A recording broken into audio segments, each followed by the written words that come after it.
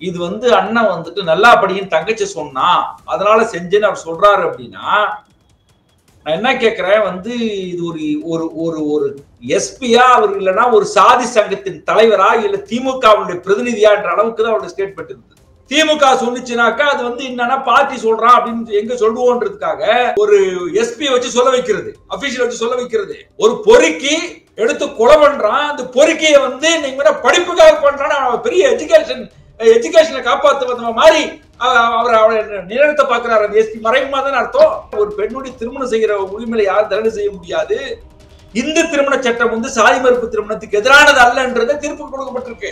India முழுவதும் இந்த கணக்கு என்ன பண்றாங்க, 22-33 கணக்காட்டுறான். பொய் இது. இன்டர்நேஷனல் ஆர்கனைசேஷன் இந்தியாவில் ஒவ்வொரு வருஷமும் 1000 ஆணவ படுகொலை நடக்குதுன்னு புள்ளிவரம் கொடுக்குறாங்க. ஆணவ கொலைக்கு வந்து ஜாதி மட்டுமில்ல, வர்க்கம் ஒரு காரணம், வேற்றாமினிசம் ஒரு காரணம். ஆண் என்கிற திமிர நடத்திருக்காங்க, அது ஆணவ கொலை கிடையாதா? ஆணவ கொலையை பத்திர டெபினிஷன் படிக்கிறது கிடையாது. இந்த திமுக உருட்டு இருக்கு பாருங்க, அவங்க பண்ற உருட்டு எல்லாம் பயங்கரமா இருக்கு. அதாவது என்ன சொல்றாங்கன்னா, ஏதாவது ஸ்டேட் ஏன்டா எடுக்கல அப்படின்னா 2 பேரும் பரிதாபத்துக்குரியவர்கள். யாரு? அவங்க 2 பேருமே சமூகம் இப்படி இருக்கிறதுலாம் கிடையாது. ஸ்டேட் ஆக்ஷன் எடுக்குதான்றதான் கேள்வி. பாதிக்கப்பட்டவன் வந்து எஸ்சியா இருந்தாதான் என்ன பண்ண முடியும்? எஸ்சி ஸ்டாக் போட முடியும். ஆமா, நடந்த ஆணவ கொலையில வந்து எஸ்சி ஸ்டாக் போட தெரியுமா உங்களுக்கு? எஸ்சி ஸ்டாக் கிடையாது. 2 பேருமே எம்பிசி. அது உருட்டுங்க, அமுட்டு உருட்டு. அதாவது என்ன உருட்டுனா, தாயக்கட்டருக்கு பாருங்க, அதை வச்சு உருட்டலாம், உலக்கையே வச்சு கூட உருட்டலாம். இவங்க செக்குகள் வச்சு உருட்டுறாங்க. கடந்த 10 ஆண்டுகள்ல ஒரு பிராமணன் தமிழகத்தில் ஆணவ கொலை பண்ணா ஒருத்தன் சொல்லுங்க. யாராவது இடதுசாரிகள் கேட்டா உடனே சேப்பு சங்கின்றான். யார் எது கேட்டாலும் சரி, விவசாயி ஏண்டா திமுக சரியில்லைன்னா நீ பச்சை சங்கி. ஒரு திராவிட மூவ்மெண்ட்டும் RSS ஒன்றாக ஆரம்பிக்கப்பட்டது. அந்த காலகட்டங்கள் எல்லாம் வந்து அந்த திராவிட இயக்கங்களை வந்து எப்படி பார்த்தாங்க அப்படின்னா, ஏன மாதிரி பார்த்தாங்க. RSS பூனை மாதிரி பார்த்தாங்க. 100 ஆண்டுகள் கழிச்சு பார்க்கிறேன், பெரியார் உருவாக்கின அந்த பெரும் காடான திராவிட என்கிற பெரும் காடான யானைகள் உள்ள காட்டை போய் என்னவா மாத்தி வச்சிருக்காங்கன்னா, பூனை பண்ணைய மாத்தி வச்சிருக்காங்க.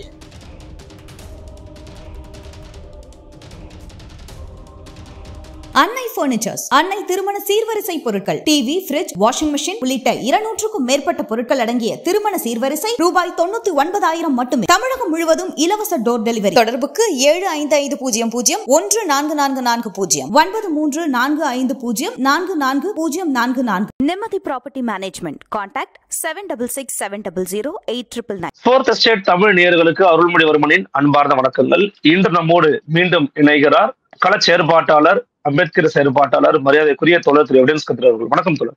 வணக்கம். வணக்கம். இப்போ அண்மையில நடைபெற்ற ஒரு கோர நிகழ்வை நீங்க கேள்விப்பட்டிருப்பீங்க. அது குறித்தான உங்களுடைய கருத்துக்களையும் பதிவுகளும் தொடர்ச்சியா எழுதியும் பேசியும் வரீங்க. மிக ஒரு கெடுவாய்ப்பான ஒரு நிகழ்வுன்னு நம்ம பாக்குறோம். சொந்த தங்கையவே வந்து ஒரு அண்ணன் வந்து படுகொலை பண்ணியிருக்கிறாரு. அதுக்கு தந்தையும் உடந்தையா இருந்திருக்கிறாரு. செய்திகள் வெளியாகி கொண்டிருக்கிறது. அது துவக்கத்துல அது ஆணவ கொலை அப்படின்னு பேசப்பட்டிருந்தாலும் அரசு பாத்தீங்கன்னா திருப்பூர் எஸ்பி என்ன சொல்றாருன்னா, அது ஆணவ கொலை அல்ல அப்படின்னு வந்து ஒரு விளக்கத்தை கொடுத்திருக்கிறாங்க. நல்லா படிக்க சொன்னேன், சரியா படிக்காம விட்டுட்டாங்க, அதனால நான் அப்படி பண்ணிட்டேன் அப்படிங்கிற மாதிரி ஒரு தகவலை கொடுத்திருக்கிறாங்க தோழர். இது குறித்து உங்களுடைய முதற்கட்ட கருத்து என்ன? இந்த சம்பவத்தை எப்படி பாக்குறீங்க? பல்லடம் சம்பவத்தை. திருப்பூர் சம்பவம் வந்து ஒரு புருட்டலான, ஒரு மோசமான, ஒரு சாதிய அப்பட்டமான ஆணவ படுகொலை. நீங்க வந்து பாத்தீங்கன்னாக்க அவங்க அப்பா கிட்ட நாங்க பேசணும். அந்த பையனுடைய வெண்மணி இருக்கிறார்ல, அந்த இளைஞருடைய தந்தையிடம் பேசணும். அவர் தான் என்ன செய்யறாருன்னா, போன் போடுறாரு அந்த பொண்ணுக்கு. இந்த மாதிரி அந்த வெண்மணி சொல்றாரு, நானும் வித்யாவும் காதலிக்கிறோம் அப்படின்னு சொன்ன பிறகு போன் படும்போது அந்த பையன் தான் எடுக்கிறான். இந்த கொலை செய்தான் பாருங்க, அவன் தான் வந்து போனை வந்து அட்டன் பண்றான். அட்டன் பண்ணிட்டு சொல்றான், இல்ல உங்க ஜாதி வேற, எங்க ஜாதி வேற, நாங்க வந்துட்டு எங்க பொண்ணை படிக்க வைக்க போறோம், நீங்க உங்க பையனை படிக்க வைங்க, இப்படிதான் வந்து சொல்லப்பட்டது. இந்த ஊடகத்துல வந்த மாதிரி அவர்லாம் பொண்ணு கேட்டுலாம் போகல, அவர் பொண்ணு கேட்டுலாம் போகல. ஆனா தொலைபேசியில வந்து நேரடியாக அந்த பையன்ட்டு தான் அவர் பேசுறாரு, அவங்க தந்தையே பேசுறாரு. 2 பேருமே வந்து எம்பிசி சமுதாயத்தை சேர்ந்தவங்க தான், வெவ்வேறு விதமான சாதி. ஆனா 2 பேருமே வந்து மிகவும் பிற்படுத்தப்பட்ட சமுதாயத்தை சேர்ந்தவங்க தான், சாதாரண ஆட்கள் தான். இது வந்து ஒரு கொடூரமான முறையில தங்கையை வந்து ஒரு அண்ணன் வந்து கொன்னுட்டு, எம்ஏ படிக்கிற பொண்ணு, எம்ஏ படிச்சுட்டு இருக்கிற பொண்ணு, நல்லா படிக்கிற பொண்ணு, எஸ்பி வந்து முந்திரி கூட்டத்தனமா என்ன சொல்றாரு அப்படின்னா, இது வந்துட்டு ஆணவ படுகொலை இல்ல, இது வந்து அண்ணன் வந்துட்டு நல்லா படியும் தங்கச்சி சொன்னா அதனால செஞ்சேன்னு அவர் சொல்றாரு அப்படின்னா, நான் என்ன கேட்கிறேன் வந்து இது ஒரு ஒரு ஒரு ஒரு எஸ்பியா அவர் இல்லைன்னா ஒரு சாதி சங்கத்தின் தலைவரா இல்ல திமுகவுடைய பிரதிநிதியான்ற அளவுக்கு தான் அவருடைய ஸ்டேட்மெண்ட் இருந்தது. ஒரு எஸ்பி என்றவர் இன்னும் சார்ஜ் ஷீட் ஃபைல் பண்ணப்படல, சம்பவ இடத்தை எவ்வளவு ப்ரொசீஜர் இருக்கு, நீங்க முந்திரி கூட்டத்தனமா இந்த ஸ்டேட்மெண்ட் கொடுக்குறீங்க அப்படின்னா உங்க குற்றப்பத்திரிக்கை என்னவா இருக்குன்னு நேத்தே தெரிஞ்சு போச்சு. ஒரு எஸ்பிக்கு என்ன அப்படி ஒரு தேவை இருக்க போகுது தோழர்? பொலிட்டிக்கல் இன்ஃப்ளூயன்ஸ் தான் ஆணவ படுகொலைன்னு சொல்லி எல்லாரும் எழுதிட்டு இருக்க தருவாயில வந்து திமுக சொன்னிச்சுனாக்கா அது வந்து என்னன்னா பார்ட்டி சொல்றான் அப்படின்னு எங்க சொல்லுவோன்றதுக்காக ஒரு எஸ்பி வச்சு சொல்ல வைக்கிறது, அபிஷியல் வச்சு சொல்ல வைக்கிறது. நான் கேட்கிறேன், எஸ்பி இப்படி சொல்லலாமா? சரி, கல்வி இப்ப என்னன்னா பொது சமூகத்தில் என்ன வரும், ஒரு அண்ணன் தங்கச்சி படிக்கலன்றதுக்காக கொலை பண்ணா அப்படின்னா இது எவ்வளவு பெரிய ஒரு மோசமான ஒரு ஆணவ படுகொலைக்கான காரணங்களை வந்து ரொம்ப ஒரு இது என்ன செய்வாங்க எல்லாரும், படிப்புக்காக அண்ணன் செஞ்சுட்டான், ஒரு பொறுக்கி எடுத்து கொலை பண்றான், அந்த பொறுக்கிய வந்து நீங்க படிப்புக்காக பண்றான், பெரிய எஜுகேஷனை காப்பாத்து வந்த மாதிரி அவரை நிலைநிறுத்த பாக்குறாரு. அந்த எஸ்பி மறைமுகமா தானே அர்த்தம். கல்விக்காக தங்கச்சியை கொண்டானவன் ஏங்க, அவர் பொறுக்கிங்க ஒரு கொலையை பண்ணிருக்காங்க, கூட பிறந்த ஒரு தங்கச்சி சகோதரியை வந்து அவன் கொலை பண்ணிருக்கான். நீங்க எதுக்கு இந்த கருத்தை சொன்னீங்க? நீங்க அப்ப வந்து இது இப்ப ஆணவ கொலைக்கு பல காரணங்கள் இருக்கு. ஒரு பெண்ணுடைய செய்கிற முடிவுகளை தலையிட செய்யக்கூடாதுன்னு சட்டம் சொல்லுது. அது வந்துட்டு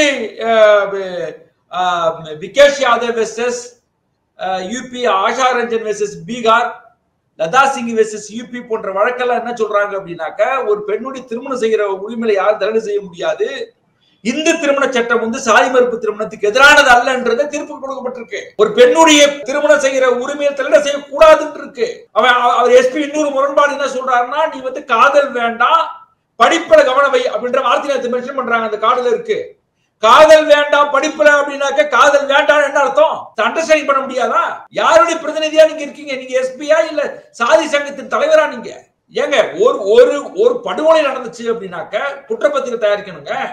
என்ன தயாரிக்கணும்? பாதிக்கப்பட்ட யாரு, சாட்சி யாரு, சம்பவ இடத்தை பார்வையிடுவது, இதனுடைய கான்ஸ்பரன்சி என்ன, இது எப்படி நடந்துச்சு, என்ன நடந்துச்சு, எதை பயன்படுத்தினா, இது பின்னணி என்ன, இது எல்லாம் வந்துட்டு ஒரு கிட்டத்தட்ட வந்து பாத்தீங்கன்னாக்கா அது ஒன்னும் அது தயாரிச்சுதான் ஒரு புலன் விசாரணை அதிகாரி என்ன பண்ணுவாரு, நீதிமன்றத்துக்கு அறிக்கை கொடுப்பாரு. ஃபைனல் ஷீட்னு சொல்லுவாங்க, சார்ஜ் ஷீட்னு சொல்லுவாங்க.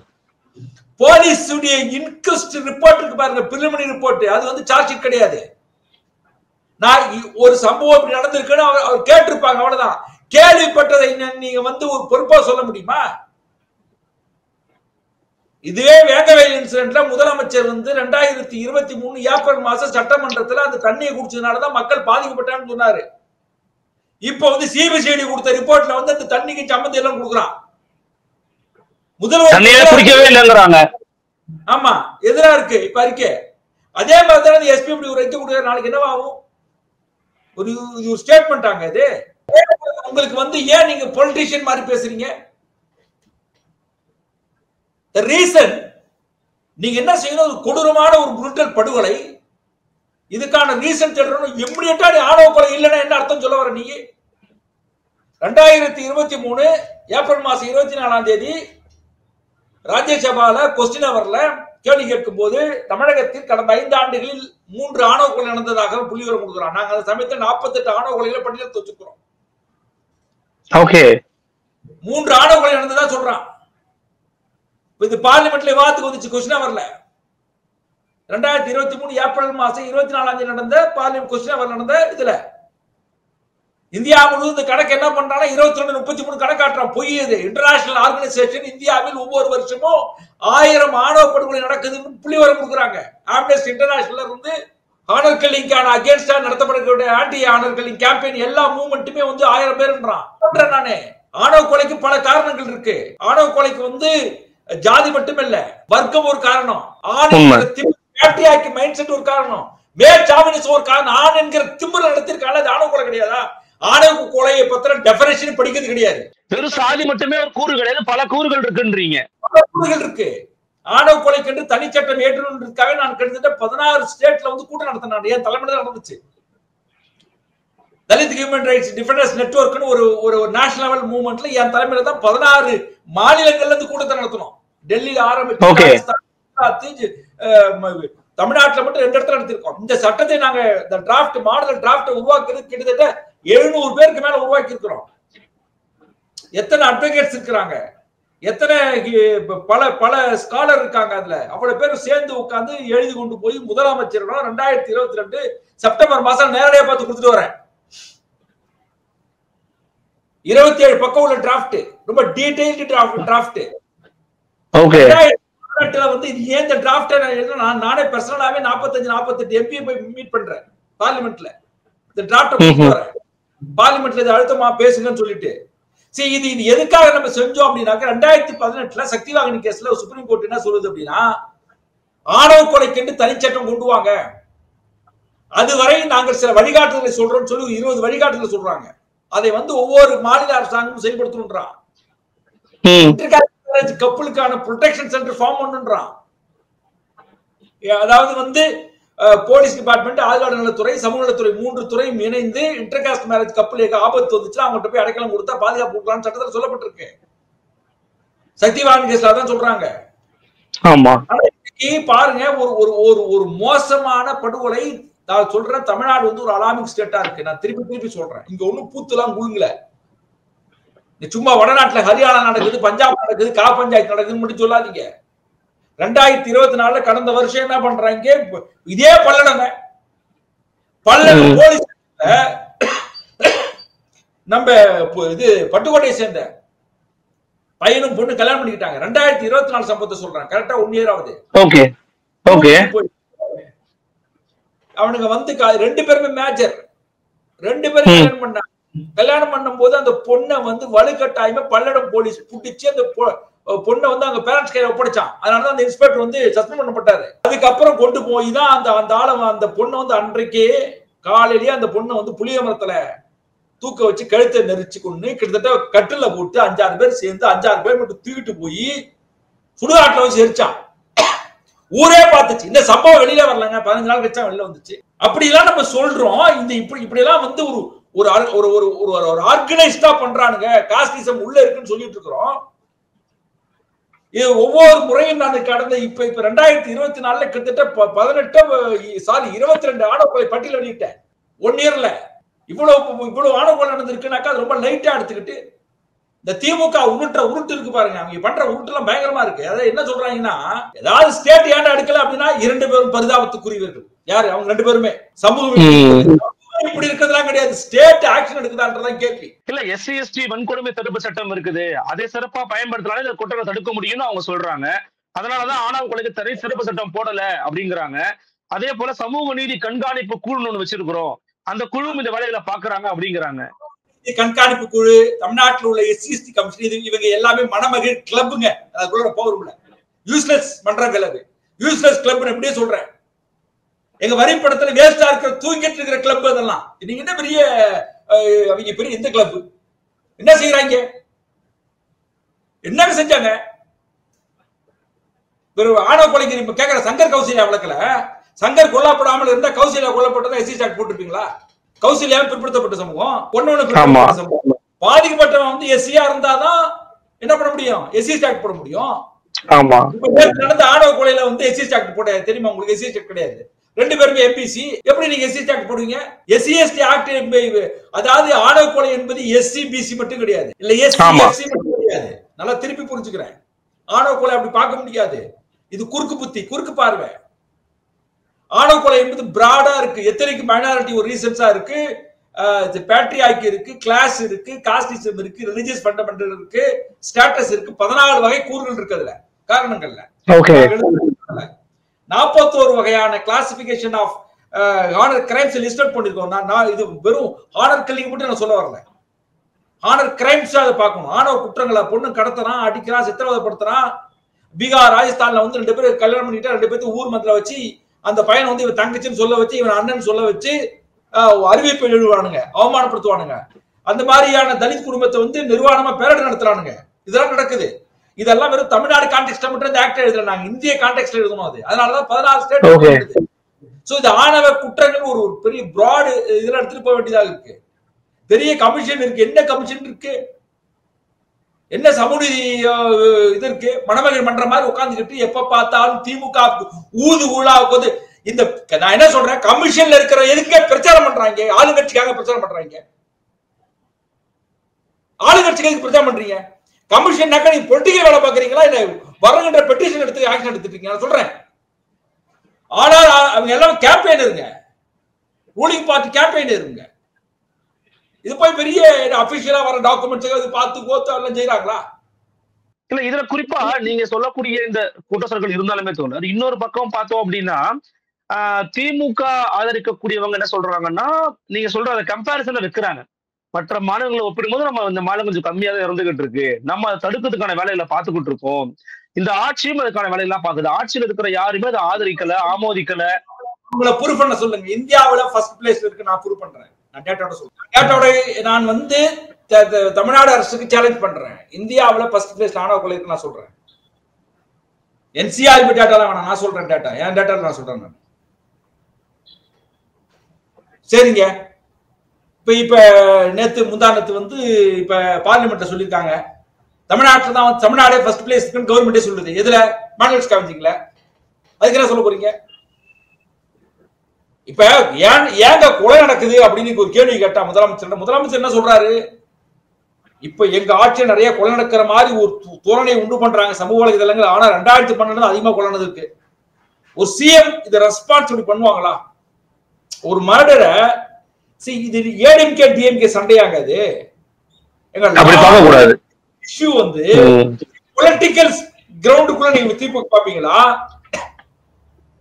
அட்மினிஸ்ட்ரேஷன் அண்ட் இதுல சொசைட்டியை வந்து அவேர்னஸ் பண்றதுல நீங்க தீர்க்க பாப்பீங்களா? ஆளுங்கட்சி சொல்ற இதெல்லாம் நாங்க இது பண்ண மாட்டோங்க. அது உருட்டுங்க, அமுட்டு உருட்டு. அதாவது என்ன உருட்டுனா, தாயக்கட்டை இருக்கு பாருங்க, அதை வச்சு உருட்டலாம், உலக்கைய வச்சு கூட உருட்டலாம். இவங்க செக்குகள் வச்சு உருட்டுறாங்க. இல்ல நீங்க ஒரு கட்டத்துக்கு மேல தாண்டி உங்களுடைய பார்வை அப்படிங்கிறது இந்த ஆட்சியினுடைய கொள்கைகளையும் அவர்களுடைய அந்த சித்தாந்தத்தையுமே கேள்விக்குறியாக்குறீங்க. குறிப்பா நீங்க வந்து பாத்தீங்கன்னா இது வந்து வெறும் பிராமண எதிர்ப்பு மண்ணாக மாறிவிட்டது, இடைநிலை சாதிகளுக்குள்ள இருக்கக்கூடிய அந்த விஷயத்த கலைய மறுத்துட்டாங்க, அது இவங்க பேச மாட்டேங்கிறாங்க அப்படிங்கிறீங்க.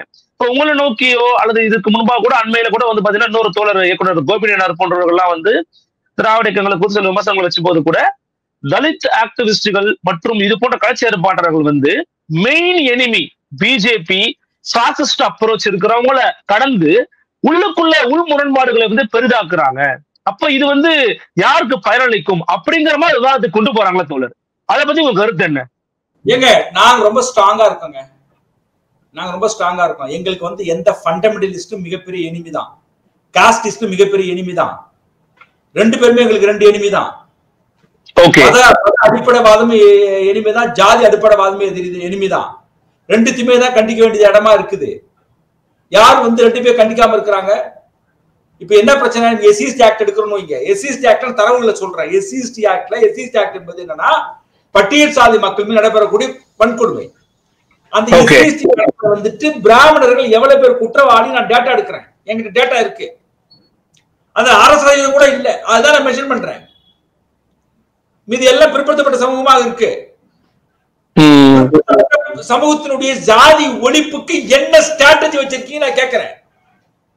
இது கேட்க கூடாதா? இல்ல, சாதி படிநிலைகள்ல வந்து ஆதிக்கம் செலுத்தக்கூடிய பிராமணர் சமூகத்தை நீங்க நார்மலைஸ் பண்றீங்க அப்படின்னு ஒரு பாயிண்ட் ஆஃப் வியூ வைக்கிறாங்க. இல்ல, பிராமண வந்து நான் எடுக்கிறேங்க. கடந்த 10 ஆண்டுகள்ல ஒரு பிராமணன் தமிழகத்தில் ஆணவ கொலை பண்ணா ஒருத்தன் சொல்லுங்க. கடந்த 10 ஆண்டுகள் கேள்விப்பட்டது இல்ல. கேள்விப்பட்டது இல்லைங்க. இல்லங்க, ஓகே, நீங்க கேள்விப்பட்டதுனால இல்லன்றனே. ஓகே, கடந்த 10 ஆண்டுகள் நானே ஒரு பிற்படுத்தப்பட்ட சமுதாயம் சேர்ந்த பொண்ணு தான். என் ஒய்ஃப் வந்து பிற்படுத்தப்பட்ட சமூகம் தான். அவங்க இன்னும் பச்சையா சொல்றாங்க தேவ சமூகம்.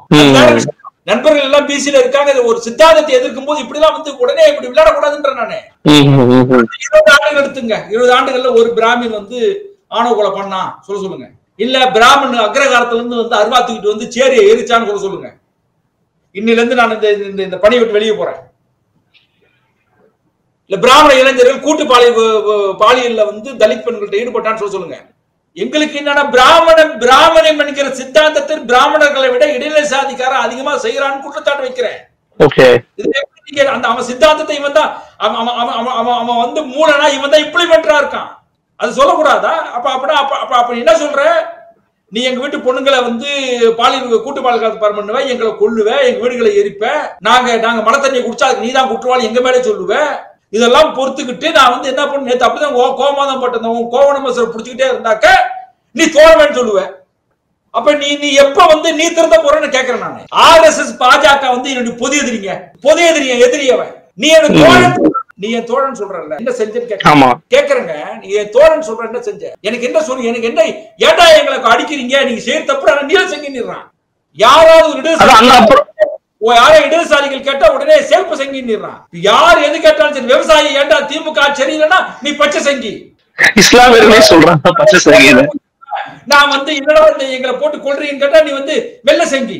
ஆளுக்கு ஒரு கலரை வச்சுக்கிட்டு செங்கி சொல்லிடுவாங்க போல இருக்கு. நான் என்ன சொல்ல வரேன், ஏன் திமுக இருக்கக்கூடிய எல்லாரும் பெரிய ஜாதி ஒழிப்பாளர்களா? இது வந்து நடக்கதா இல்லையா? ஏன் வந்து அண்மையில கூட என்று கேட்டாங்க. ஏன்னா திமுகவுல எதுக்கு நான் திருப்பி சொல்ல வரேன் அப்படின்னா, இப்ப இருக்கக்கூடிய SP, கலெக்டர், இங்க எல்லாரும் போலீஸ் உயர் ரக எல்லா அதிகாரிகளும் வந்து யாருடைய கட்டுப்பாட்டுக்குள்ள இருக்காங்கன்னா, குட்டி அந்த மந்திரிகள் இருக்காங்க பாருங்க. ஆமா, இப்ப ஆண்டுகிட்டு இருக்கக்கூடிய அரசாட்சியினுடைய மந்திரிமார்கள் இருக்க, அவங்க கட்டுப்பாட்டுக்குள்ளதான் இந்த மாதிரி அபிஷியலே போடுறாங்க. மக்களாட்சி தானே அரசாட்சின்றீங்க டக்குன்னு அப்படியே போகும்போது. இல்லங்க, போகும்போது அரசாட்சின்னு சொல்ல வரலங்க. அதாவது அரசாட்சியை நம்பிடுங்க. அரசாட்சி இருக்கு பாருங்க. அரசாட்சி நம்பிடலாம், மக்களாட்சியை நம்பிடலாம். மக்களாட்சிங்கிற பேர் நடக்கிற அரசாட்சி தான் கொடுமையானது. ரெண்டுத்துக்கு வித்தியாசம் இருக்கு. நீங்க ரெண்டுத்துலயும் நம்பிடலாம். நீங்க புரியுது. இந்த நேம் ஆஃப் டெமோக்ரசி, ஆனா நடக்கிறது ஃபியூடல் ஜனநாயகத்தின் பேரில் நடக்கக்கூடிய பண்ணையாட்டம். சோ நீங்க தரவுகள் அடிப்படையில் பேசுகின்ற நான் என்ன சொல்றேங்க, நான் தெளிவா இருக்கேன். அதாவது எனக்கு எதிரி குருமூர்த்தி, RSS எதிரி குருமூர்த்தினா நான் எதிரியா பாக்குறேன். கிண்டு ராமனை எதிரியா பார்க்க முடியாது. ஏன்னா அவர் எனக்கு நிறைய எழுதுறாரு. எங்க மேல நடக்கக்கூடிய கொடுமைகளை அவர் எழுதுறாரு. அவங்க பத்திரிகை எழுதுது. ரெண்டு பேரும் பிராமணன்றதுக்காக நான் ரெண்டு பத்தியும் வந்து எந்த பிராமணன் நல்லவன் நான் பாக்குறேன். நானு ஜஸ்டிஸ் கிருஷ்ண ஐயர் ஒருத்தர் இருந்தாரு, பிராமின் தான், இந்தியாவினுடைய சுப்ரீம் கோர்ட் நீதிபதியா இருந்தாரு. ஈவன் கிருஷ்ண ஐயருக்கு ஆவிகள் பத்தின நம்பிக்கைலாம் இருந்துச்சு. ஆனா அவருடைய ஜட்ஜ்மெண்ட் எல்லாமே ப்ரோ முஸ்லிமாவும் ப்ரோ தலிதாவும் இருந்துச்சு. அப்ப அவர் போய் கேக்குறாங்க, தீர்ப்புகள் நம்பிக்கை, அது என் ப்ரொஃபஷனல். அதனால கிருஷ்ண ஐயர் பிடிக்கும். ஏன்னா நான் தெளிவா இருக்கிறேன். இந்து ஃபண்டமெண்டலிஸ்ட் எவெல்லாம் வந்து ரிலிஜியஸ் ஃபண்டமெண்டலிஸ்டா இருக்கானோ அவன் எதிரி. அது எந்த ஃபண்டமெண்டலிஸ்டா இருக்கட்டும், அது வந்து கிறிஸ்தவ ஃபண்டமெண்டலிஸ்ட், இஸ்லாம் ஃபண்டமெண்டலிஸ்ட், மத சுதந்திரம் வேற, மதவாதம் வேற. நான் தெளிவாக இருக்கிறேன். சுதந்திரத்துக்கு இந்தியன் கான்ஸ்டிடியூஷன் ஆர்டிகல் 25 உரிமை வழங்கி இருக்கு. அது தடுக்க முடியாது. ஆனா ஏமாந்தான் பெருசு சொல்ல முடியாது. அப்ப என் ஜாதி தான், என் ஜாதியான் பேர்ல இங்க நடத்துறேன்னாக்கா தட்டி கேட்கணும்ன்ற நானு. நீங்க வசதியா என்ன பண்ணிக்கணும், அதை மட்டும் கேட்பேன், இதை மட்டும் கேட்க மாட்டீங்க அப்படின்னாக்க, இப்ப நீங்க என்ன சொல்றீங்க, என்ன எரிப்ப அடிப்ப, ஏன்டா எரிக்கிற? நான் அடிக்கல, எரிக்கல, அவன் தத்துவம் தான் அவன் எரிக்குது அப்படின்னு எவ்வளவு காலம் சொல்லுவீங்க?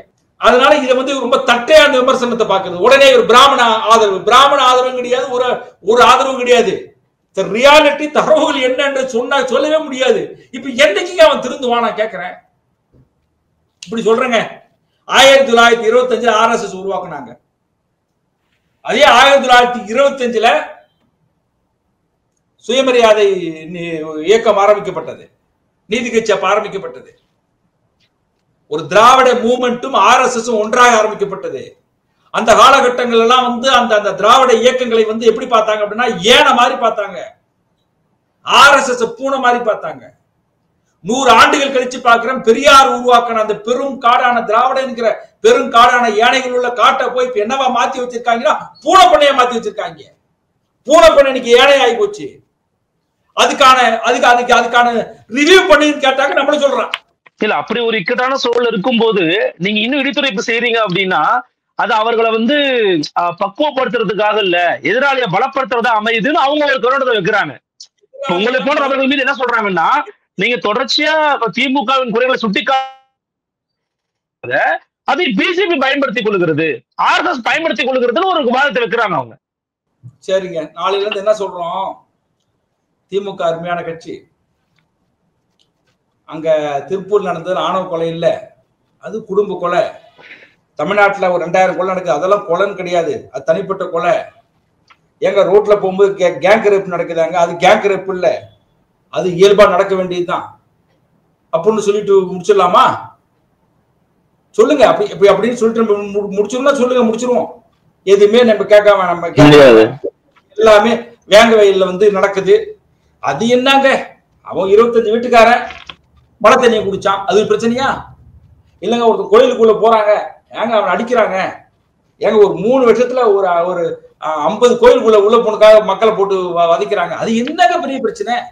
விட்டுடும், எதுவுமே கேட்க வேண்டாம் அப்படி சொல்லிட்டு அப்படி வச்சுக்கலாமா? இல்ல நீங்க சொல்றது இல்ல, அப்படி நான் அதை அப்படி சொல்லக்கூடாதுன்னு நானும் நினைக்கிறேன். நீங்க தொடர்ச்சியா அந்த களத்துல இருக்கிற உண்மைகளை சொல்றீங்க. ஒரு நிமிஷம், இப்ப கூட தோட அருள்மொழி அவர்கள் பேசும்போது கூட ஒரு இடத்துல பேசும்போது சொல்லியிருக்காங்க, இந்த பாருங்க ஒரு சாலையில பல மகிழுந்துகள் போகுது, அதுல எல்லா மகிழுந்தும் நல்லாதான் ஓடிக்கிட்டு இருக்கு, அதுல ஏதோ ஒரு ஆக்சிடென்ட் நடக்கும். இவங்க என்ன பண்றாங்கன்னா, பாத்தீங்களா ஆக்சிடென்ட் ஆச்சுன்னு எடுத்து காமிக்கிறாங்களே தவிர எவ்வளவோ மகிழ்ந்து நல்லபடியா ஓடிக்கிட்டு இருக்கு, அதை பத்தி சொல்ல மாட்டேங்கிறீங்க. இப்ப சாதி மறுப்பு திருமணங்களும் தமிழகத்தில் நடந்து கொண்டுதான் இருக்கிறதுங்கிறத ஏன் அதிகமா புறப்பகண்டா பண்ண மாட்டேங்கிறீங்க அப்படிங்கிற கேள்வியை கேட்கறாங்களா? அதுக்கு என்ன பதில் இருக்கு தோழர்? அது வந்து அருள்மொழி அந்த முழு காணொலி பார்க்கல, அந்த துண்டு காணொலி தான் இருந்துச்சு, அதை வச்சு சொல்ல துண்டு காணொலி கருத்தாக கூட அவங்க சொல்லல.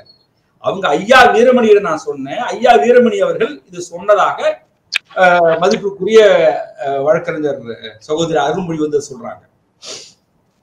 என்னுடைய விஷயம் என்னன்னா, அப்படி வந்து வீரமணி அவர்கள் சொல்லி இருந்தாருன்னா ஒரு ஒரு ஒரு ஒரு ஒரு கொடூரமான ஆணவ கொலையை ஒரு விபத்தோட ஒரு கம்பேரிசன் இருக்குல்ல, அது எப்படி நீங்க எடுத்துக்கணும் அப்படின்னா, நீங்க வந்து ஒரு சங்கர் ஆணவ படுகொலை நடக்குது அப்படின்னா ஒரு சோசியல் இன்ஜினியரிங், ஒரு பதட்டம், சமுதாயத்துல காஸ்ட் ஆர்கனைஸ் ஆகுறது, அது வந்து குறிப்பிட்ட ஆட்களை பயமுறுத்துறது. அந்த இன்சிடென்ட் வந்து ஒரு இன்சிடென்ட் இல்ல, அது சொசைட்டிக்குள்ள ஒரு தேவையில்லாத ஒரு அன்ரெஸ்ட் ஸ்டேட் சிச்சுவேஷன் அனலிட்டிக் ஆகுது.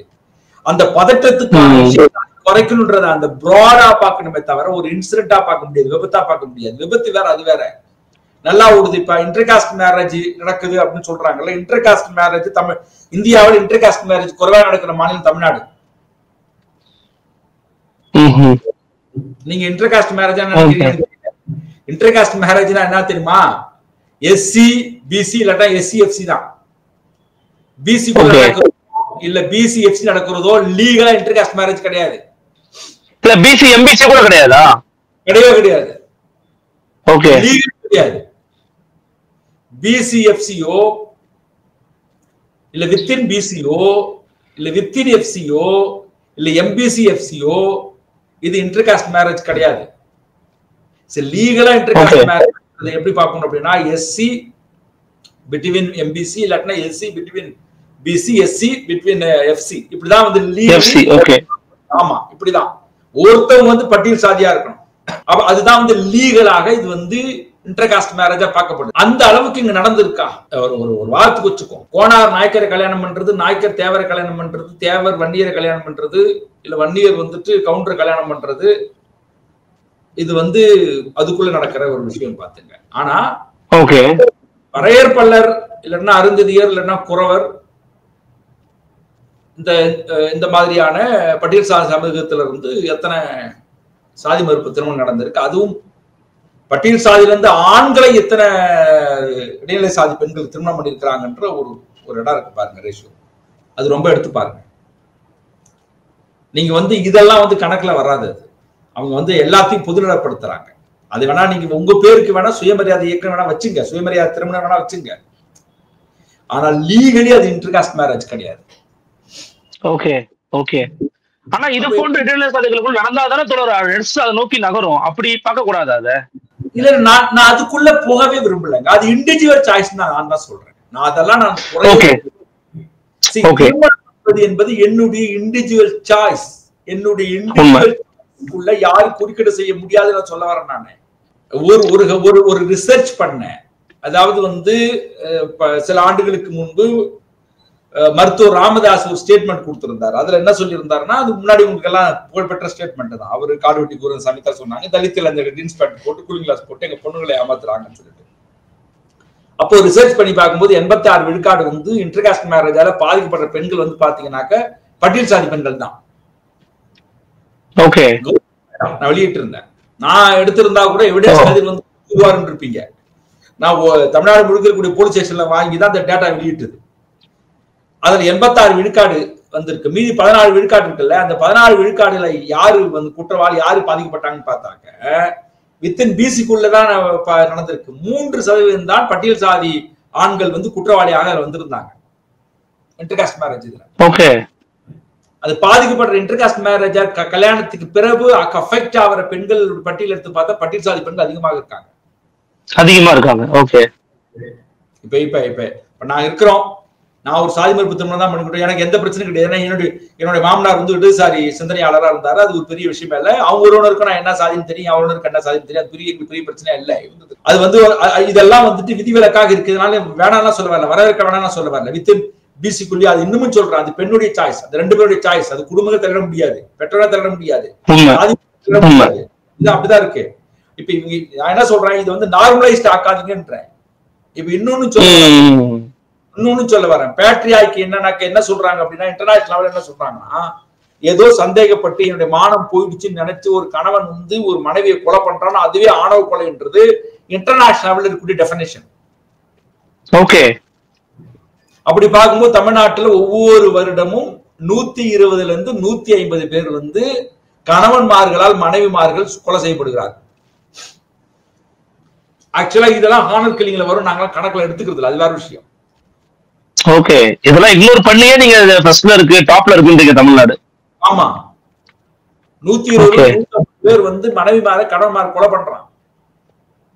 எவ்வளவு பெரிய ஒரு ஒரு ஒரு கட்டிய மனைவியே வந்து அவ்வளவு ஆணாதிக்க புத்தியோட, அவ்வளவு சந்தேகத்தோட அவ வந்து இப்படி பண்ணிட்டா, குடும்பத்துக்கு எடுத்துட்டா, என்ன எடுத்துட்டா, அது பண்ணிட்டா, மானம் போச்சு, விழாலதான் மானம் போச்சுன்னா அது அந்த மாதிரி ரீசெண்டா நடக்கிற கொலையே கிட்டத்தட்ட 3500 4000 தற்கொலை நடக்குன்னா 17 விழுக்காடு லவ் அஃபேர் சூசைட். இது எல்லாமே ஆணவ கொலைன்ற நானு காதல் விவகாரம் தமிழ்நாட்டை சொல்ற டேட்டா, இந்தியாவில் சொல்ற டேட்டா கிடையாது. சோ இதையெல்லாம் கொஞ்சம் பிராடா பார்க்காம வீரமணி அவர்கள் ரொம்ப லைட்டாக அதை எடுத்துக்கிட்டு போறது வந்து, நாங்க யாருமே திருப்பி என்ன நினைக்கிறாங்கன்னா ஒற்றுமையை குலைக்கிறாங்க, பொது எதிரியை விட்டுட்டாங்கன்றதுதான் இல்ல. ஒரு கூடு கட்டி இருக்கு, கூடுக்குள்ள வந்து பாம்பும் பூரானும் இருக்கு, இதை உடைச்சிட்டு பாம்பும் பூரானும் அப்புறப்படுத்தினாதான் நல்லா வசிக்க முடியும்னா பாம்பு பூரான்லாம் இருக்கட்டும், அது உயிரினங்கள் அப்படின்னு சொல்லி கொத்த வைக்க பாக்குறது பாருங்க. பேர் ஒற்றுமை இல்ல. ஒற்றுமைனா என்னங்க? ஒற்றுமைனா நீங்க நானும் ஒற்றுமையா இருக்கிறதுனா என்ன அர்த்தம் சொல்லுங்க? பொது எதிரி எதிர்ப்போம், சரி, பொது எதிரி இருக்கும்போது என்னை கொண்டுகிட்டே என்ன கொல்ல என்னை அடியால் வேலையா வச்சுக்கிறியே, என்னை ஏன்டா கொல்றேன்னு கேட்டாங்க. இல்ல அது பிரச்சனை, அது பிறகு பாத்துக்கலாம்னு சொல்லிட்டு இந்த 60 வருஷமா இந்த ஒரே சித்தாந்தத்தை இருக்குல்ல, இத்து போன சித்தாந்த தூக்கி வச்சுக்கிட்டே வந்தா இது என்னவா இருக்குது? நான் திருப்பி சொல்றேன், தனி மனித விரோதம் எனக்கு கிடையாது. அந்த பெரும்பான்மைவாதம் மிக ஆபத்துன்ற. எப்படி வந்து அந்த காலகட்டங்கள்ல வந்து சிறு குழுக்களா இருந்த பிராமணியத்தினுடைய மிக கொடூரமான அந்த சித்தாந்தம் எவ்வளவு தமிழ்நாட்டை இந்தியாவை ஆட்டி படைச்சதோ, இப்ப அதை வந்து காலி பண்ணி பெரும்பான்மைவாதம் சொல்லி அந்த அந்த அந்த இடத்துல பிசிக்கலா தாங்க நிறைய இருக்கும்னு நினைக்கிற இடம்ல இதுவும் ரொம்ப ஆபத்துன்றேன். நான் ரொம்ப தெளிவா சொல்றேன். இது அண்டர்ஸ்டாண்ட் பண்ணாத இல்ல, நீங்க வந்து இல்ல இடைநிலை சாதிகள் மத்தியில இருக்கக்கூடிய பிராமணிய கண்ணோட்டத்தை நம்ம வந்து ஒழிக்கணும், அதுக்கான வேலை திட்டம் இவங்கள்ட்ட இல்லைங்கிறீங்க. அதை நான் மறுக்கவே இல்லை, நீங்க சொல்றது உண்மைதான்.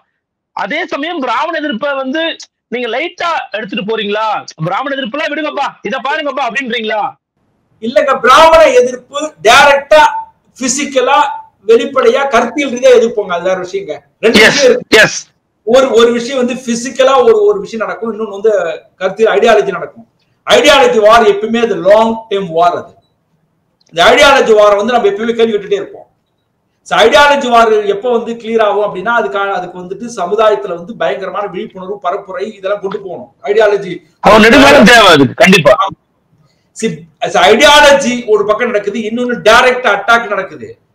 நீங்க ஐடியாலஜி வாரையே கண்டிங்கன்றீங்க. நீங்க திருப்பி நான் என்ன போறேன் அப்படின்னா, நான் கேள்வி கேட்டதுக்கு பதிலே சொல்ல மாட்டீங்க. 30 ஆண்டுகள்ல எத்தனை ஒரு ஐயர் வந்து ஆணவ கொலை பண்ணான்னு சொல்லுங்க, அதனால அது டேட்டா இல்ல. நீங்க ஏன் வந்து அதை பேசுறீங்கன்னா என்ன அர்த்தம்? அது ஐடியாலஜி எப்பவுமே எனக்கு எதிர்தாங்க. அது ஐடியாலஜி எப்பவுமே எதிரி.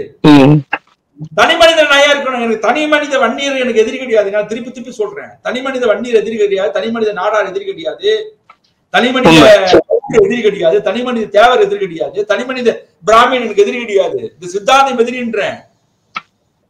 நீங்க என்னன்னா இது பெரும்பான்மைவாதம் மிகப்பெரிய எதிரின்னு சொல்றேன். அந்த மைண்ட் செட் இருக்கு எல்லாத்துக்கும். அதை காலி பண்ண பாருங்க, அதை உடைப்பதற்கான வேலையை பாருங்க. நம்மள மாத்திக்க பாருங்கன்ற நானே. ஒண்ணு இல்லைங்க, ஒருத்தவன் நடிக்கிறான், அடிக்கும்போது இவன் என்ன பண்ணிருக்கணும், அவன் அடிக்கிறவனை வந்து தடுத்து நிறுத்தி அவனை எப்படா நீ அடிக்கலாம் அப்படின்னு கேட்டு இருந்தானா இவன் என் நண்பன். ஆமா, அவன் அடிக்கிறான், அடிச்சுட்டு போயிட்டான், இவன் 10 அடி அடிக்கிறான். இவன் எப்படி நீ என்ன சொல்றீங்க, அவன் தானே உங்களை அவன் அடியான்னு சொல்றான்னு வச்சுங்க. அவன் பார்த்து இவனை பார்த்து சொல்றான் நடுறான்றான், இவன் 10 அடி அடிக்கிறான். நான் உன்னை 10 அடியே வந்து அடிச்சேன், ஆனா அவன் தான் அடிக்க சொன்னான். இப்ப அடிக்க சொன்னான்றதுக்கு இப்ப ப்ரூஃப் இல்லாம இருக்கேன். நிச்சயமா இந்த திருப்பூர் பல்லடம் சம்பவம் தொடர்பாக இது வந்து வெறும் அந்த ஆணவ கொலை அப்படிங்கிறத தாண்டி சமூக ரீதியா பல விவாதங்களையும் வந்து கொண்டு போய் சேர்த்திருக்குன்னு நம்ம பாக்குறோம். பொறுத்திருந்து பார்க்கலாம், தமிழக அரசு இதை பொறுப்பை உணர்ந்து நடவடிக்கை எடுக்கிறாங்களா இல்லையாங்கிறத பொறுத்திருந்து பார்க்கலாம். எங்களுக்காக உங்களுடைய வருகையும் கருத்துக்களையும் நிலையத்தின் வாயிலாக அளித்தமைக்கு மிக்க நன்றி தோழர். நன்றி நன்றி நன்றி.